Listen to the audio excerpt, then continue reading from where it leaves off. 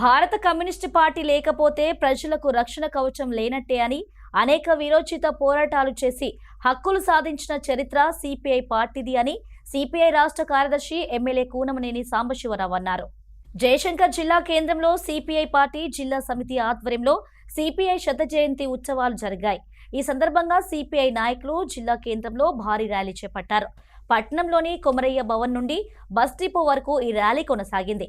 అనంతరం CPI party 100ఏళ్ల ఆవిర్భావ వేడుకలకు చిహ్నంగా ఏర్పాటు చేసిన పైలాన్ను ఆవిష్కరించారు. అనంతరం సిపిఐ పార్టీ జెండాను ఆవిష్కరించారు సిపిఐ రాష్ట్ర కార్యదర్శి ఎమ్మెల్యే కూనమనేని సాంబశివరావు. ఆ తర్వాత చాకలి ఐలమ్మ విగ్రహానికి పూలమాల వేసి నివాళులర్పించారు. అనంతరం జరిగిన బహిరంగ సభలో వారు మాట్లాడారు.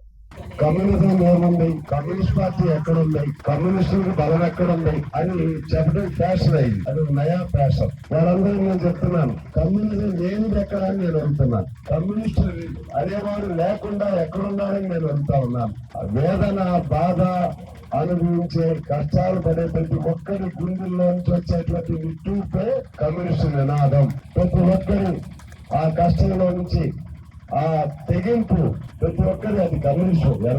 సిపిఐ సభ్యత్వం ఉన్నా లేకపోయినా సరే ప్రశ్నించే ప్రతి ఒక్కరు కమ్యూనిస్టే, తెగించి దెబ్బలాగే ప్రతి ఒక్కరు కమ్యూనిస్టే.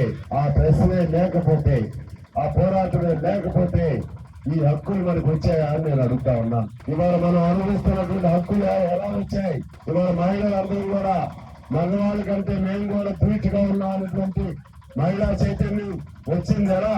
ఆ రోజుల్లోనే కమ్యూనిస్ట్ పార్టీ మహిళా సమాఖ్య పేరుతో మొట్టమొదటిసారిగా మహిళా సంఘాన్ని ఆ రోజుల్లోనే దాదాపు కమ్యూనిస్ట్ పార్టీ పుట్టిన 5-10 ఏళ్లకే కమ్యూనిస్ట్ మహిళా సంఘాన్ని ఏర్పాటు చేశారు. ఇవాళ సింగరేణి కార్మికులు ఉన్నారు. ఇక్కడ సింగరేణి కార్మికుల హక్కులు ఎవరు సాధించి పెట్టారు? అది కమ్యూనిస్ట్ పార్టీ ఆధ్వర్యంలో, కమ్యూనిస్ట్ పార్టీ స్ఫూర్తితో ఉన్నటువంటి ఏఐటీసీ ఆధ్వర్యంలోనే సింగరేణి కార్మికుల హక్కులు వచ్చాయి. ఇవాళ కూడా సింగరేణి కార్మికుల హక్కులు ఎవరు పోట్లాడుతున్నారు? కమ్యూనిస్టులు లేవా? మీరు పోట్లాడుతున్నారా? కమ్యూనిస్టులు ఎక్కడ ఉన్నారని అడిగే వాళ్ళని వచ్చి సింగరేణి కార్మికులను అడగండి, మీకు ఆ ధైర్యం ఉంటుందేమో. సింగరేణి కార్మికుల కోసం పోట్లాడే వాళ్ళు ఎవరు? ఆటో వాళ్ళ కోసం పోట్లాడే వాళ్ళు ఎవరు?